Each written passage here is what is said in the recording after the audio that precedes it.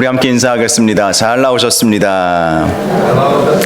성도님 얼굴만 봐도 은혜가 됩니다. 사랑하고 축복합니다. 네, 감사합니다. 오늘은 베드로의 통곡이라는 제목으로 마태복음 말씀을 함께 이어가겠습니다. 20여 년 전에 전 세계적으로 아주 인기를 모았고 또 아카데미 상을 휩쓸었던 영화가 하나 있었습니다. 이 영화는 아주 유명한 영화라서 아마 많은 분들이 보셨을 것입니다. 이 영화의 제목은 타이타닉이라는 제목의 영화입니다. 이 타이타닉이라는 이 영화의 뜻은요, 한자로 강력무쌍, 발음이 어렵네요. 강력무쌍, 즉 가장 강하다, 이런 뜻을 가지고 있는 배의 이름이었습니다. 이 배는 1912년, 지금으로부터 100년도 훨씬 더 전에 만들어졌던 배였죠. 당시 해가 지지 않는 나라라고 그들 스스로 자부했던 대영제국이 해양제국의 명예를 걸고 영국의 영광을 만방에 자랑하기 위해서 이 배를 만들었던 것입니다. 그들의 능력, 그들의 지혜, 그리고 그들의 왕권을 다 동원해서 최고로 가장 호화스럽고 가장 크고 가장 튼튼한 배를 만들고자 했던 것이었습니다. 100년도 넘은 일이었지만 오늘날에도 이 배가 이렇게 지어진다라면 그 위용을 자랑할 만큼 큰 배였습니다. 배의 무게가 46,328톤이었고 길이가 259m, 깊이가 20m, 폭이 28m였다고 하니 항공모함급이었던 것이죠. 그들은 이 배를 만들어 놓고 이렇게 자랑을 했습니다. 절대로 침몰할 수 없는 배를 만들었다. 하나님도 이 배는 결코 침몰시키지 못할 것이다. 그렇게 자랑을 했던 것입니다. 이 배가 처음 출항했을 때 온 세상이 떠들썩했습니다. 이 배는 출항하면서 또 하나의 기록을 내고자 했습니다. 바로 속도였습니다. 대서양을 횡단하면서 될 수 있는 대로 빨리 가서 이 배가 가장 크고 멋지고 화려하지만 또 속도면에 있어서도 결코 뒤지지 않는 배다. 이것을 자랑하고 싶었던 것입니다. 그래서 그들은 영국을 출발한 이 배가 뉴욕에 도착했을 때에 이 배는 세계에서 가장 빠른 배다라고 하는 뉴욕 타임즈의 신문에 나오기를 원했던 것입니다. 영화를 보면 이 선주는요, 이 선장을 다그치는 장면이 나옵니다. 더 빨리 가라고, 가장 빨리 가라고, 최고의 속도로 가라고 그렇게 말을 하는 것입니다. 그런데 어떻게 되었습니까? 그만 암초를 피하지 못해서 이 배는 파손되고야 말았던 것입니다. 산산조각이 나버리고 말았죠. 저도 영화의 마지막 장면을 기억하고 있는데요. 이 배가 완전히 뒤집어져 버리지 않았습니까? 그리고 결국 깊은 바다 밑으로 가라앉아 버리고 말았던 것이죠. 배에 탄 2208명 중에 1513명이 이 배와 함께 죽음을 맞이하게 되었습니다. 해양사고 중에 가장 큰 사고로 기록될 만큼 큰 사고가 일어나게 되었던 것입니다. 여러분 이 배가 왜 침몰했다고 생각하십니까? 이 배의 침몰은 많은 사람들에게 큰 교훈을 주었습니다. 특별히 과학 만능주의를 살아가고 있는, 당시 이제 산업화를 넘어서 과학 시대를 살아가고 있는 현대인들에게 경종을 울리는 사건이었던 것입니다. 인간의 이성과 지성을 자랑하는 교만한 현대인들을 책망하는 사건이었던 것입니다. 아무리 견고하고 아무리 침몰할 수 없는 과학적 설계도를 가지고 배를 만들었다 할지라도 인간이 만든 것은 한계가 있다는 것, 그것을 알게 해주는 사건이었던 것이죠. 또 그 어떠한 경우에도 속도보다 방향을 우리가 중요하게 생각해야 한다는 것, 이것을 교훈해주는 사건이었던 것입니다.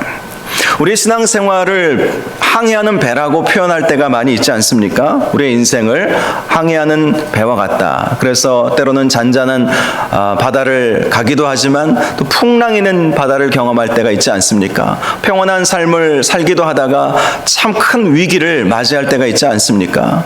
지금 작년부터 시작한 이 코로나19는, 이 시대는 우리 전 세계를 놓고 보아도 큰 위기의 때가 아닐 수 없을 것입니다. 자, 무엇보다도 우리는 항상 한계가 있음을 인식하면서 살아가야 합니다. 우리 인간은 늘 한계를 가지고 있다. 지식에 있어서도 한계가 있고, 또 심지어는 이 영적인 부분에 있어서도 한계가 있음을 우리가 항상 인식하면서 살아가야 한다는 것입니다. 특별히 우리는 속도보다 하나님을 향한 방향이 우선되어야 한다는 사실을 깨달아야 하는 것입니다. 더 나아가서 우리는 항상 하나님 앞에 겸손해야 할 것입니다. 그럴 때 우리의 인생의 항해가 아무리 요동치는 풍랑을 만난다 할지라도 하나님께서 우리의 선장 되어 주셔서 안전하게 목적지까지 갈 수 있게 될 것입니다. 오늘 본문을 보면 베드로의 모습을 우리에게 보여주고 있죠.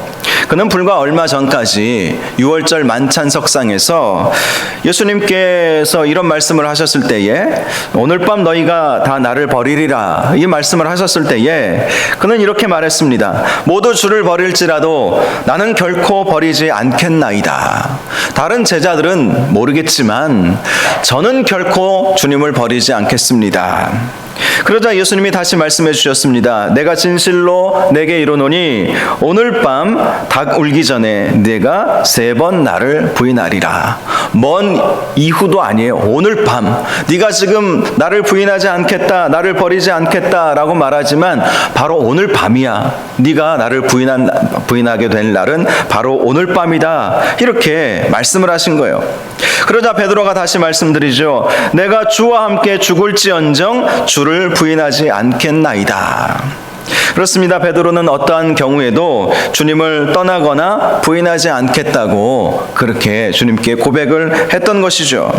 그런데 막상 예수님께서 대제사장에 의해서 붙잡히시자 베드로뿐만 아니라 모든 제자들이 다 예수님을 버리고 도망가 버리게 되었던 것입니다. 베드로가 내가 주와 함께 죽을지언정 주를 부인하지 않겠나이다 했을 때 성경에 보니까 다른 제자들도 다 그렇게 말씀을 드렸다고 말씀을 하고 있습니다. 그럼에도 불구하고 예수님께서 막상 붙잡히시자 모든 제자들이 다 주님을 버리고 떠나 버렸던 것입니다. 그래도 베드로의 모습을 보면 그가 했던 말이 있어서 멀찍이 그가 예수님을 따라갔던 것을 볼 수가 있죠. 지난주 본문 말씀 가운데 58절을 보면 베드로가 멀찍이 예수를 따라 대제사장의 집들에까지 가서 그 결말을 보려고 안에 들어가 하인들과 함께 앉아있더라, 이렇게 말씀하고 있습니다. 아마도 베드로가 정신없이 도망가다가 다시 정신을 차렸겠지요. 그래도 내가 주님의 사랑을 받은 제자였는데, 주님은 베드로, 요한, 야고보 이 3명의 제자를 더 특별히 아끼시고 그들을 더 특별히 훈련시키셨던 것을 우리는 알 수 있지 않습니까? 그래서 그가 생각이 났을 것입니다.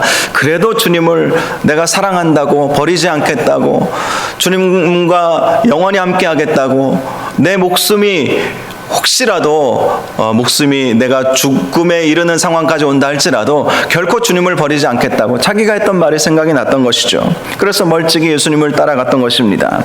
그런데 오늘 본문 말씀을 보면 69절, 베드로가 바깥들에 앉았더니 한 여종이 나와 이르되 너도 갈릴리 사람 예수와 함께 있었도다, 이렇게 말을 합니다. 이때는 아마 시간상으로 예수님께서 사형 언도를 받으시고 사람들에 의해서 매맞고 조롱당하셨을 때 아닐까 싶습니다. 이 말씀의 순서도 그렇지요.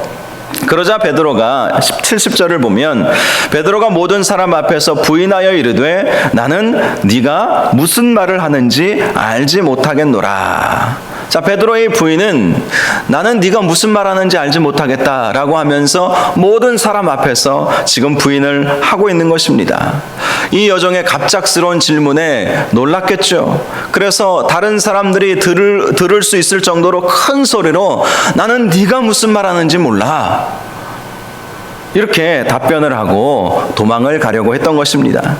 그래서 71절을 보면 안문까지 나아가니, 이 안문까지 나아갔다는 것은 도망을 가려고 했던 것이죠. 그런데 다른 여종이 그를 보고 거기 있는 사람들에게 말하되 이 사람은 나사렛 예수와 함께 있었도다, 이렇게 다시 말을 하는 것입니다. 그러자 72절을 보면 베드로가 맹세하고 또 부인하여 이르되 나는 그 사람을 알지 못하노라 하더라 라고 말씀하고 있죠. 자, 첫 번째는 나는 네가 무슨 말을 하는지 모르겠다, 이렇게 부인을 했어요. 자, 두 번째 부인은 맹세하고 부인하여, 이렇게 말씀하고 있습니다. 맹세했다는 것은 유대인들의 표현법에 의하면 하나님의 저주를 받을 만큼 내 말은 사실이다, 이런 의미를 가지고 있어요. 내가 거짓말이라면 하나님의 저주를 받을 것이다, 이러면서 맹세하면서 더 강도 높게, 첫 번째 부인보다 더 강도 높게 부인을 했던 것입니다. 특별히 나는 네가 말하는 그 사람을 알지 못한다, 이것은 좀 점잖게 성경에 나와 있는 것인데요, 헬라어 원문에 보면 저놈을 나는 알지 못한다, 이렇게 표현하는 것이었어요. 아무리 위기 상황이어도 급박하면 뭐 그럴 수도 있겠다 싶지만 베드로는 예수님의 수제자 아니었습니까? 그런데 이 위기 상황 속에서 이 위기를 모면하고자 그 사람에게 이렇게 말하는 것입니다. 나는 저놈을 모른다, 저놈을 모른다, 이렇게 말을 해버리고 말았던 것입니다. 예수님께서 사형 언도를 받으시고 또 자기도 그렇게 붙잡히게 되면 자기도 매맞고 조롱당할 것을 두려워했던 것이죠. 그런데 73절을 보면 세 번째 부인하는 것이 나오죠. 조금 후에 곁에 섰던 사람들이 나와 베드로에게 이르되 너도 진실로 그 도당이라 네 말소리가 너를 표명한다 하거늘, 이라고 말씀하고 있습니다. 특별히 내 말소리가 너를 표명한다 라는 말은 베드로가 썼던 이 독특한 억양 때문이었죠. 지금 이 일이 벌어진 곳은 이스라엘로 따지면 남쪽 예루살렘, 이 남부 지역에 있었던 일이죠. 갈릴리는 이스라엘의 북쪽 지역이었습니다. 우리나라도 사투리가 각 지역마다 있지 않습니까? 자, 네 말소리를 들어보니 너는 갈릴리 사람 아니냐, 그래서 내 말소리가 너를 표명한다, 이렇게 이야기를 했던 것입니다. 사사기 12장 말씀을 보면 요단 동편의 길르앗 사람과 또 요단 서편의 에브라임 사람들 사이에 비극적으로 전쟁이 일어나는 장면을 보게 되는데요, 이때 길르앗 사람인지 에브라임 사람인지를 구별하는 방법으로 십볼렛이라는 이 단어를 발음하게 했습니다. 십볼렛. 왜냐하면 에브라임 사람들은 십볼렛을 발음하지 못하고 십볼렛, 이렇게 아주 미묘한 차이지만 이렇게 발음을 했기 때문이라고 말씀을 하고 있습니다. 이렇듯 오늘날 이스라엘 지역이 사실 작거든요. 이 강원도 땅만큼 작은 땅이지만 각 지역에 따라서 악센트가 다르기 때문에 갈릴리 사람이라는 것을 이제 들키게 되었던 것이죠.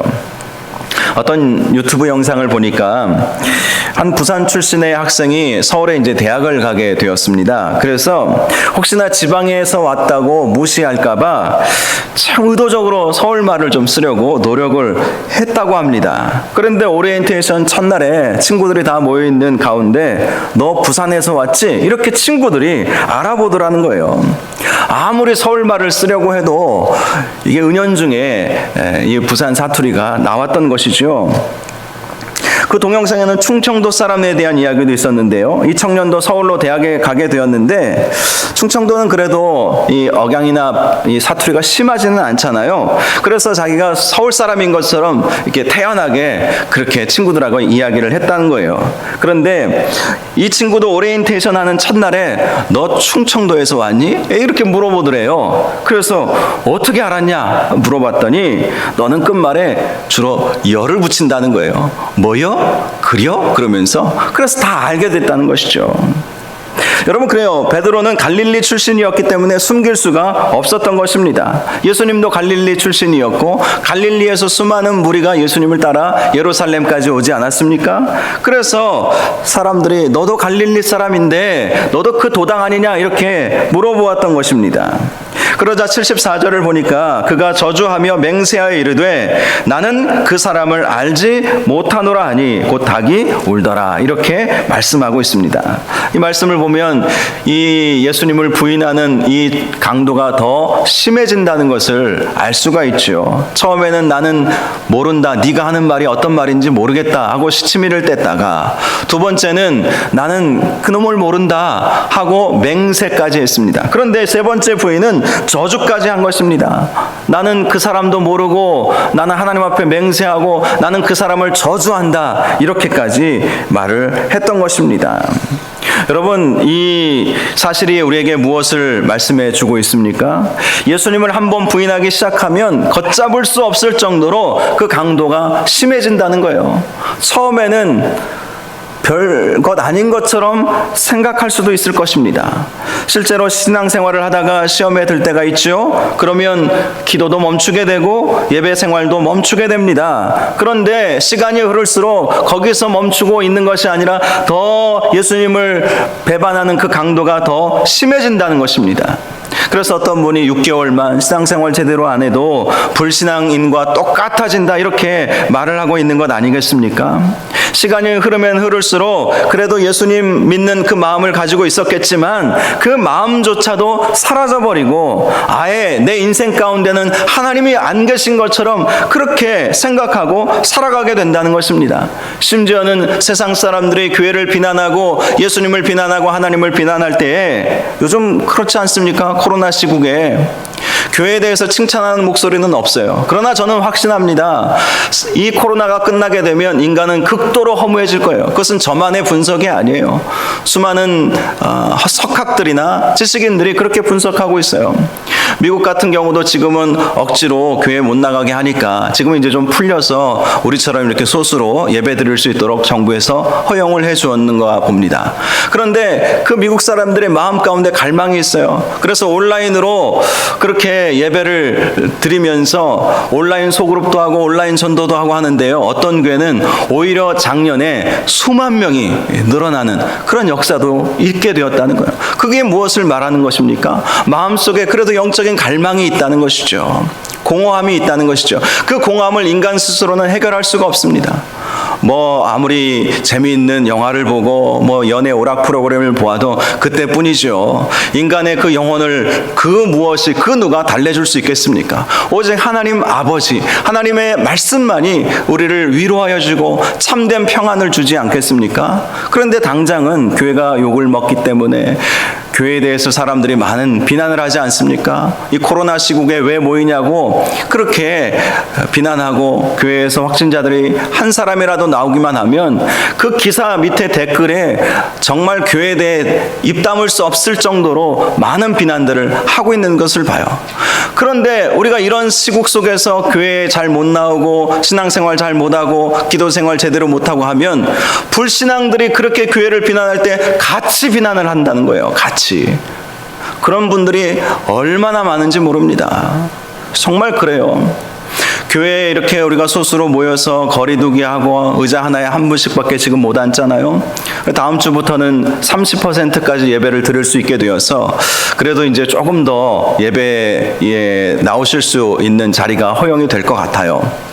그런데 이런 상황 속에서 왜 모이냐고 안 믿는 사람들이 말하는 것은 어느 정도 우리가 이해를 할 수 있어요. 잘 모르기 때문에 예배가 얼마나 우리 신앙생활에 있어서 중요한 것인지 그들은 모르기 때문에 그럴 수 있어요. 그런데 믿는 사람들도 우리가 이렇게 신앙생활 제대로 못하고 있는 상황 속에서 안 믿는 사람들이 하는 그 말에 그대로 우리가 동조하고 있는 사람이 얼마나 많이 있는지 모릅니다. 얼마나 많이 있는지 몰라요. 제 주변에서도 그런 얘기를 심심치 않게 들어요. 여러분, 이 베드로의 비난을 보십시오. 처음에는 그냥 네가 하는 말이 무슨 말인지 모르겠다라고 했다가 상황이 위급해지니까 예수님을 향해서 저놈이라고 말하지를 않나. 또 맹세하지 말라고 예수님은 분명히 말씀하셨는데 맹세하여 부인하였다, 이렇게 말씀하고 있지를 않나. 또 심지어는 저주까지 하고 있는 모습을 보게 됩니다. 누가 이 베드로가 이렇게까지 이 지경이 될 것이라고 상상이나 했겠습니까? 그런데 우리가 항상 우리 자신을 겸허하게 돌아보아야 하는 거예요. 우리는 언제든지 이러한 나락에 빠질 수가 있다는 것입니다. 내가 예수 믿었던 사람인지 아닌지 분간하지 못할 정도로 이렇게 베드로처럼 예수님을 부인하고 배반하고 저주하는 일까지도 우리가 얼마든지 할 수 있다는 사실 앞에서 여러분, 이 베드로의 모습이 베드로만을 우리에게 말씀해 주시는 것이겠습니까? 우리도 똑같다는 거예요. 이 베드로의 모습을 보면서 참 베드로 참 못됐네, 이렇게 말할 수 있는 사람이 누가 있겠습니까? 우리도 얼마든지 이런 상황 속에서 믿음 지키지 못하면 예수님을 부인할 뿐만 아니라 저주하는 일까지도, 예수님을 향해서 삿대질하고 욕하는 그런 일까지도, 예수님은 지금 맞고 있어요, 조롱당하고 계세요, 지금 바로 그 현장에서 함께 조롱하고 있는 이 베드로의 모습을 보면서 우리도 얼마든지 그럴 수 있다라는 마음으로 우리의 믿음을 지키고, 특별히 믿음 지키기 어려운 시국일수록 더 하나님 바라보고 겸손하게 우리 자신의 연약함을 주님 앞에 내려놓고 주님께 기도하면서, 하나님, 우리의 믿음을 붙잡아 주십시오. 나는 내 믿음을 내 스스로 지켜낼 수가 없습니다. 주님께서 도우시고 주께서 지켜주셔야만 나는 내 믿음 유지할 수 있습니다. 이런 마음으로 우리가 나아가야 할 것입니다. 자, 이렇게 예수님을 베드로가 3번 부인하자 곧 닭이 울게 되었다, 이렇게 말씀하고 있죠. 예수님께서 마태복음 26장 34절에 말씀하신 것 같이 오늘 밤 닭 울기 전에 내가 3번 나를 부인하리라, 그 말씀이 그대로 이루어지게 되었던 것입니다. 그런데 누가복음 22장 61절의 기록을 보면 이렇게 베드로가 예수님을 3번째 부인했을 때 그때의 모습을 보여주고 있습니다. 주께서 돌이켜 베드로를 보시니 베드로가 주의 말씀 곧 오늘 닭 울기 전에 내가 3번 나를 부인하리라 하심이 생각나서, 자, 3번째 베드로가 가장 심한 말로 저주하고 맹세하고 예수님을 그놈이라고 했을 때 바로 그때 예수님과 베드로의 눈이 마주치게 된 거예요. 주께서 돌이켜 베드로를 보시니, 바로 이때가 예수님을 베드로가 3번째 부인했을 때였던 것입니다. 여러분은 이때 예수님의 눈빛이 어떤 눈빛이었을까요? 라고 그렇게 생각을 하십니까? 어떤 눈빛이었을까요? 3번째 예수님을 부인했을 때 베드로와 예수님의 눈이 마주쳤습니다. 예수님의 눈빛은 경멸의 눈빛이셨을까요? 저는 그렇지 않다고 생각합니다. 성경에는 나와 있지 않지만, 봐라, 내 말이 맞지, 내 말대로 네가 나를 부인하게 되었지, 그런 마음으로 바라보시는 눈빛이셨을까요? 결코 그렇지 않았을 것입니다. 예수님의 눈빛은 베드로를 아끼는 사랑의 마음의 눈빛 아니었겠습니까? 네 마음 잘 알아. 네가 지금 당하고 있는 그 상황 내가 잘 알아. 너는 너의 마음과 달리 나를 부인하고 저주까지 한 거 내가 다 안다.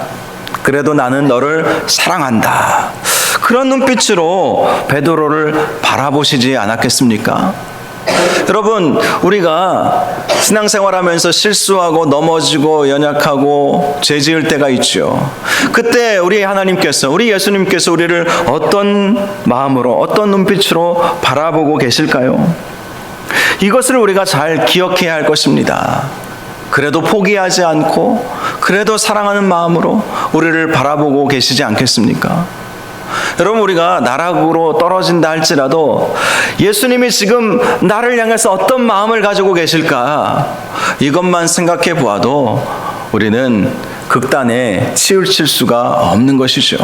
끝까지 그래도 포기하지 않고 끝까지 나를 향한 사랑의 마음을 가지고 계시는 예수님, 그 예수님이 지금도 코로나를 경험하면서 우리의 믿음이 흔들리고 우리가 여러 가지 좌절을 겪고 힘들어하는 우리를 향해서 우리 주님은 눈물을 흘리면서 우리를 안타까워하시면서 사랑의 눈으로 보고 계시다는 사실을 꼭 기억하시기를 바랍니다.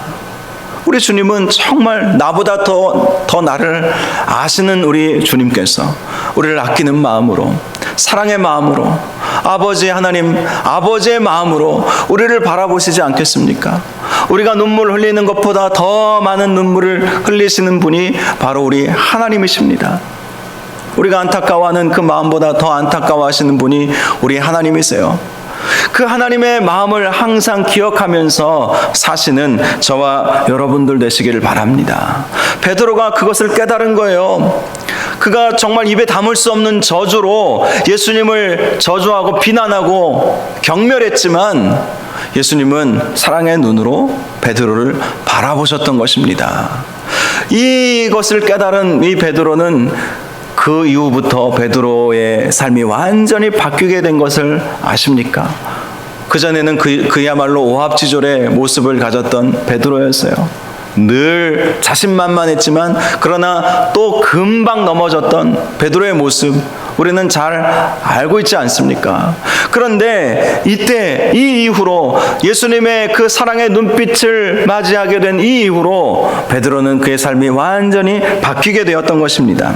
75절을 보면 이에 베드로가 예수의 말씀에 다굴기 전에 내가 3번 나를 부인하리라 하심이 생각나서 밖에 나가서 심히 통곡하니라. 베드로는 예수님의 눈빛을 바라보면서 자신이 했던 이 말에 대해서 주님 앞에서 심히 통곡하게 되었던 거예요. 후회의 통곡이었고 회개의 통곡이었고 자신의 연약함을 통감하는 통곡이었던 것입니다. 그런데 이 베드로의 통곡이 그의 인생을 완전히 바꾸어 놓게 되었다라는 것입니다. 저는 오늘 본문의 말씀을 묵상하면서 예수님께서 이렇게 자신을 3번이나 경멸하고 저주하고 부인하고 있는 베드로를 향해서 왜 사랑의 눈길을 보내셨을까 한번 생각해 보았습니다. 그 이유는 분명하죠. 지금은 이렇게 네가 나를 부인하고 있지만 장차 너는 나를 위해 목숨까지도 버릴 수 있는 사람이 될 거야. 이 사실을 아셨기 때문이죠. 우리의 한 치 앞도 우리는 모르지만 우리 주님은 우리의 미래를 다 알고 계세요. 어떻게 할지 알고 계세요. 베드로가 어떻게 정말 주님을 위해서 살아가게 될지 우리 주님은 아세요. 현재만 보는 것이 아니라 미래를 보는 것이죠. 미래를 보는 것이죠. 아버지의 마음을 가졌기 때문에 미래를 보는 것 아닙니까? 우리도 자녀를 키워보면 지금 자녀가 속썩인다고 해서 물론 실망도 되고 마음이 어렵기도 하겠지만 그러나 자녀를 위해서 기도하면 기도하는 어머니의 눈물, 기도하는 어머니가 있다면 그 아이는 결코 망하지 않는다. 우리가 이 간증들 우리가 많이 들어보지 않았습니까? 그래서 내가 기도한다면 지금 이 나의 자식이 비록 신앙생활 제대로 하지 않고 정말 부모의 뜻도 제대로 헤아리지 못하고 속썩이는 자식이라 할지라도 내가 기도하고 있고 내가 하나님 앞에 부르짖고 있는 한 이 자녀는 반드시 잘 될 것이다. 반드시 주님을 잘 믿고 또 하나님을 위해서 쓰임받는 인생이 될 것이다. 내가 기도하고 있기 때문에. 사실 예수님도 그런 마음으로 베드로를 본 것 아닙니까? 지금 정말 예수님을 부인하고 있는 그 상황 속에서 자신을 향해서 저주를 퍼붓고 욕을 하고 하는 그 베드로의 모습을 보면서도 경멸의 눈으로 베드로를 바라보시지 않았던 거예요. 그의 미래를 아셨기 때문이죠. 실제로 전승에 따르면 베드로는 십자가에 거꾸로 매달려 죽었다고 하지 않습니까? 그가 그렇게 요청한 거예요. 나의 사랑하는 주님께서 십자가에 달려 돌아가셨는데 어떻게 내가 그 십자가에 그대로 달려 돌아갈 수 있겠는가? 나는 거꾸로 못 박아 죽이시오. 그렇게 목숨도 두려워하지 않는, 목숨까지도 아끼지 않는 그러한 순교의 제물이 될 수 있었던 것이죠. 예수님은 그걸 다 보셨던 것입니다. 베드로는 예수님의 그 사랑의 눈빛을 보면서 통곡하게 된 것이죠. 자신의 지나온 이 자신의 잘못들과 또 자신의 실수와 연약함을 다 주님 앞에 내어놓고 정말 엉엉 울면서 대성통곡하게 되었던 것입니다. 이스라엘 예루살렘에 가보면 구시가지 성벽의 남쪽을 지나 시온산을 통과하게 되는데요. 회색 지붕의 커다란 교회가 눈에 띈다고 합니다. 이 교회는 다른 교회들과는 달리 큰 특징이 하나 있는데 그 지붕 위 십자가에 황금색 닭이 세워져 있다는 거예요. 저는 직접 가보지는 못했지만 사진을 통해서 봤습니다. 십자가 위에 닭 한 마리가 올려져 있는 거예요. 이 교회 이름은 베드로의 통곡 기념 교회입니다. 이 교회는 프랑스계의 아숨시옹이라고 하는 수도회에서 1925년에 세운 교회인데요. 이들이 이곳에 베드로의 통곡 기념교회를 세운 이유는 이곳이 과거 가야바 대제사장의 집터, 특별히 베드로가 바로 그 집터에서 나와서 그 자리에서 엉엉 울면서 대성통곡하지 않았습니까? 바로 그곳이었다라고 그들은 믿었기 때문에 그곳에 교회를 세웠다고 합니다. 물론 현대 고고학자들의 발굴에 의하면 이곳이 가야바의 집터였다라는 증거는 찾을 수가 없었지만 예루살렘 성지 순례객들은 이 교회를 보면서 2000년 전에 베드로가 닭 울기 전에 예수님을 3번이나 부인하고 통곡하게 되었던 일을 기억하면서 숙연해지는 시간을 갖게 된다고 합니다. 여러분, 그렇습니다. 베드로의 이 통곡, 여러분, 우리 신앙생활에 있어서 이런 통곡의 계기가 필요할 때가 있어요. 통곡해야 할 때가 있습니다. 정말 울어야 할 때 울지 않으면 우리에게는 변화가 없는 거예요. 저는 지금 이 시대가 이렇게 통곡하며 울어야 할 때가 아닌가, 그런 생각을 너무 자주 해요. 물론 너무 울기만 해가지고는 안 될 수도 있겠지만, 우울증에 빠져버리겠지만, 그러나 웃을 때가 있다면 또 울어야 할 때가 있지 않겠습니까? 지금이 바로 통곡해야 될 때 아니겠습니까? 많은 사람들이 신앙생활을 하지 못하고 있고 벌써 이것이 1년이나 흘렀습니다. 1년 동안 교회에 제대로 나와서 예배드리지 못하고 온라인으로라도 예배드리지 못하고, 그런 분들이 얼마나 많은지 몰라요. 그러면서 세상은 계속해서 교회를 향해서 비난하고 있고 예수님이 우리 때문에 욕을 얻어먹기도 하고 계시고, 여러분, 지금이야말로 울 때가 아닙니까? 경제적인 어려움도 심하죠. 또 우리 아이들 학교도 제대로 1년 동안 가지 못하지 않았습니까? 보통 많은 권사님들이 여고생 시절 굉장히 추억을 하죠. 제 딸 고등학교 1학년 되자마자 학교를 간 날이 얼마 되지도 않아요. 여러분, 그래요. 지금 아이들을 생각해도 울어야 될 때이고, 교회만 봐도 울어야 될 때이고, 한국 교회만 생각해도 지금 울어야 될 때 아니겠습니까? 지금 이때 아니면 우리가 언제 울겠어요? 지금 울어야, 지금 통곡하고, 지금 하나님 앞에 회개하고, 그래야 회복되지 않겠습니까? 정말 울어야 할 때예요. 기도하면서 울고, 하나님 생각하면서 울고, 찬양하면서 울고, 말씀 읽으면서 울고, 지금 웃고 희희낙낙 거릴 때가 아니지 않습니까? 정말 울어야 될 때 울어야 하는 것입니다. 베드로가 울어야 할 때 울었기에 그의 인생이 바뀌게 된 거예요. 복된 인생이 되었던 것입니다. 저는 말씀을 보면서 이 베드로가 이 당시에 어떤 마음, 어떤 느낌을 가졌을까? 베드로가 3번이나 부인하지 않았습니까? 그런데 예수님은 포기하지 않고 그를 사랑의 눈으로 바라보지 않았겠습니까? 그때 이 베드로가 어떤 마음을 가졌을까? 그래서 제가 말씀을 준비하면서 베드로가 썼던 베드로 전서 후서의 내용, 또 사도행전에 나와 있는 베드로에 대한 기록들을 한번 쭉 찾아봤어요. 과연 이 과거에 본인에 있어서 가장 치욕스럽고 가장 수치스러울 뿐만 아니라 또 회개하면서 가장 많은 눈물을 흘렸던 때가 바로 이때 아니겠습니까? 이때를 회상하면서 어떤 말씀을 남기지 않았을까, 이런 생각이 들어서 말씀을 찾아보았는데요.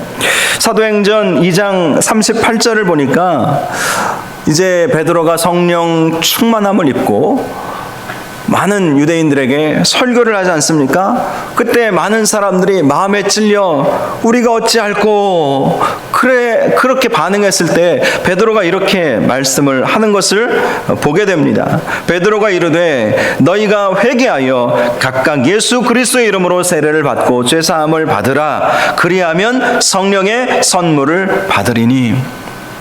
어찌할꼬? 베드로가 3번 예수님을 부인했을 때 그것이 이제 나중에 알게 됐을 때 어찌할꼬 하지 않았겠습니까? 그런데 베드로가 동일하게 어찌할꼬 했을 때 이렇게 말을 합니다. 너희가 회개하여 각각 예수 그리스도의 이름으로 세례를 받으라. 회개하라는 것이죠. 회개하라는 거예요. 어찌할꼬에 머무르지 말고 회개하라는 것입니다. 눈물을 흘려 기도하라는 것입니다. 그러면 죄사함을 받게 되고 성령을 선물로 받게 된다. 자신의 경험으로 이 권면을 하고 있는 모습을 볼 수 있는 것 아니겠습니까? 베드로전서 3장 8절에서 9절을 보면 이런 말씀을 하고 있습니다. 마지막으로 말하노니 너희가 다 마음을 같이하여 동정하며 형제를 사랑하며 불쌍히 여기며 겸손하며 악을 악으로 욕을 욕으로 갚지 말고 도리어 복을 빌라. 이를 위하여 너희가 부르심을 받았으니 이는 복을 이어받게 하려 하심이라. 자, 말씀을 보십시오. 마음을 같이 하래요. 그리고 동정하래요. 사랑하래요. 그리고 형제를 불쌍히 여기랍니다. 악을 악으로 갚지 말고 욕을 욕으로 갚지 말고 도리어 복을 빌래요. 이게 과거 베드로 자신이 하나님의 은혜로, 예수님의 은혜로 욕을 욕으로 갚지 않으시는 예수님, 악을 악으로 갚지 않으시는 예수님 때문에 자기가 지금 그렇게 은혜를 지금 누린 게 된 것 아니겠습니까? 바로 그때가 생각이 나는 거예요. 베드로가 회개하고 통곡함으로 예수님의 용서를 받은 건 이 사건 때문에 이렇게 강하게 말씀할 수 있었던 것입니다. 악을 악으로, 욕을 욕으로 갚지 말고 도리어 복을 빌라. 우리가 주님의 은혜를 힘입었기에, 특별히 베드로가 이러한 주님의 은혜를 경험했기 때문에 복을 빌라고 말씀을 하시는 것입니다. 특별히 이를 위하여 너희가 부르심을 받았으니 이는 복을 이어받게 하려 하심이라. 결국 베드로가 복을 받게 된 것은 주님의 용서함 때문에, 주님의 그 사랑의 그 눈빛이 자기 자신을 변화시켜 주셨기 때문에 우리도 형제를 대할 때 용서하고 악을 악으로 욕을 욕으로 갚지 말고 또 불쌍히 여기고 사랑하고 오히려 복을 빌어주라. 그러면 그대로 될 것이다. 이렇게 말씀을 해주고 있는 것 아니겠습니까? 또 한 구절만 살펴보면 베드로 후서 3장 9절에 보면 주의 약속은 어떤 이들이 더디다고 생각하는 것 같이 더딘 것이 아니라 오직 주께서는 너희를 대하여 오래 참으사 아무도 멸망하지 아니하고 다 회개하기에 이르기를 원하시느니라.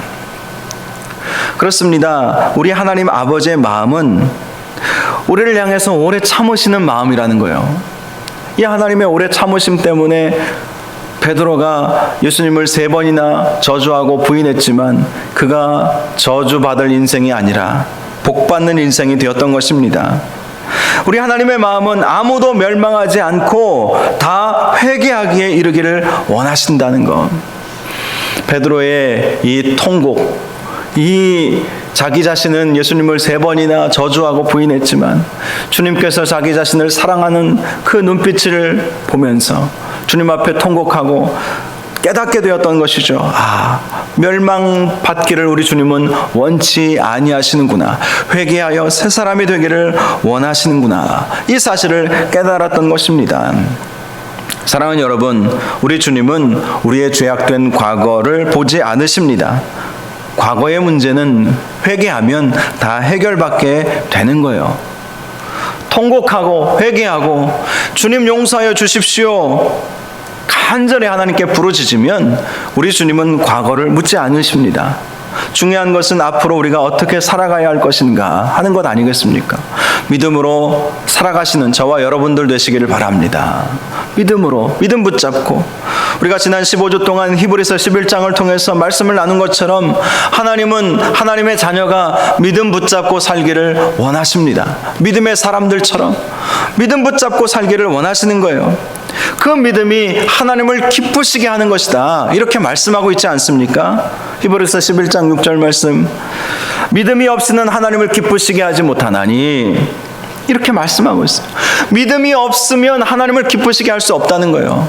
이러한 상황 속에서 하나님을 기쁘시게 해드리기 위해서 우리에게 필요한 것은 믿음이다. 믿음이다. 이렇게 말씀해 주고 있는 것입니다. 그 믿음이 어떤 믿음입니까?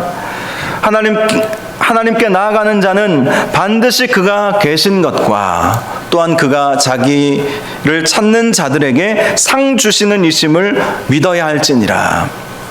하나님을 기쁘시게 해드리는 믿음이 무엇인가? 하나님은 반드시 계시다. 하나님은 분명히 살아계시다.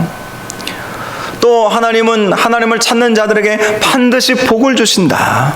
상을 주신다. 이런 믿음을 가지고 살라는 거예요. 저와 여러분이 이러한 믿음으로 살아가시기를 바랍니다. 과거의 죄악은 우리가 현재 통곡하고 기도하면 해결받을 수 있어요. 앞으로 우리가 살아가야 할 인생 가운데 정말 우리에게 필요한 것은 믿음 아니겠습니까? 이 믿음만이 하나님을 기쁘시게 해드릴 수 있는 거예요. 사단은 지금도 우리의 이 믿음을 빼앗아가려고 호시탐탐 노리고 있다는 사실을 꼭 기억하시고 끝까지 믿음 지키며 나아가시기를 주님의 이름으로 축원합니다. 특별히 믿음을 우리가 갖기 위해서는 어떤 특별한 계기가 필요할 때가 있어요. 오늘 본문에 등장하고 있는 베드로와 같이 통곡의 시간이 필요할 때가 있습니다. 이제 다음 주부터는 백신도 맞는다고 하고 또 우리 장로님 기도하신 것처럼 치료약도 다 개발이 되었다고 하죠. 코로나가 물론 여전히 우리를 두렵게 하는 것은 맞지만 이제 끝을 우리는 보고 있지 않습니까? 이제 우리가 지난 1년 동안 이 코로나를 겪으면서 두려움에 빠지고 또 세상 사람들과 함께 비난하고, 지난주인가요? 무슨 장 볼 일이 있어서 마트에 갔더니 사람이 버글버글 하더라고요. 교회는 안 나와도 장은 보러 가시잖아요. 버글버글 하더라고요. 그 중에 예수 안 믿는 사람들도 물론 많이 있었겠지만 사실 우리 일상생활 속에서 다 하지 않습니까? 심지어는 이런 얘기도 들었어요. 믿는 사람인데 교회 나와야 할 일이 있는데 야, 교회 나가지 마. 교회 나가면 코로나 걸려. 이게 말이 됩니까? 지난 화요일 날 제가 북한 사역 목회자협의회 부회장을 올해 2년차, 올해까지 2년 동안은 맡아야 되니까 새로운 임원 선출이 되어서 이제 회의가 있어서 대중교통을 이용해서 서울에 다녀왔습니다. 아침 모임이 아침이어서 출퇴근 시간하고 겹쳐서 그랬는지 모르겠지만 전철을 탔는데요. 완전히 꽉 찬 거 있죠. 그래요. 아니, 전철 타면 안전하고 교회 오면 코로나 걸립니까? 세상에 그런 논리가 어디 있어요? 말도 안 되는 논리죠. 그런데 우리 믿는 성도들 가운데서도 그런 논리를 대면서 교회 나가면 코로나 걸린다고 그런 소리를 하고 계셔요. 물론 조심해야 되겠죠. 우리가 마스크 쓰고, 저도 웬만하면 설교 때 외에는 다 마스크를 쓰고 있지 않습니까? 조심은 해야 되겠지만 여러분, 그 비논리에 속지 마시기 바랍니다. 여러분 장 보러 가도 사람이 얼마나 많은지요. 대중교통에도 사람이 얼마나 많은지요. 여러분, 우리가 코로나를 겪으면서 우리의 믿음이 많이 흔들렸어요. 사실 정말 많이 흔들리고, 믿지 않는 세상 사람들이 교회를 비난할 때 거기에 마음 빼앗길 때도 있었고요. 그런데 다시 한번 이제 코로나의 끝을 우리가 향해 가면서 통곡의 때가 우리에게 필요하지 않을까. 저는 말씀 묵상하면서 이 베드로의 통곡, 다른 멋진 제목을 달 수도 있었겠지만 단순하게 베드로의 통곡 이렇게 잡은 이유가 있어요. 우리의 통곡이 바로 필요하기 때문입니다. 저의 통곡, 여러분의 통곡, 정말 통곡해야 변화가 오는 것이고요. 통곡해야 이제 과거는 뒤로 하고 새로운 미래를 향해서 나아갈 수 있다라는 것입니다.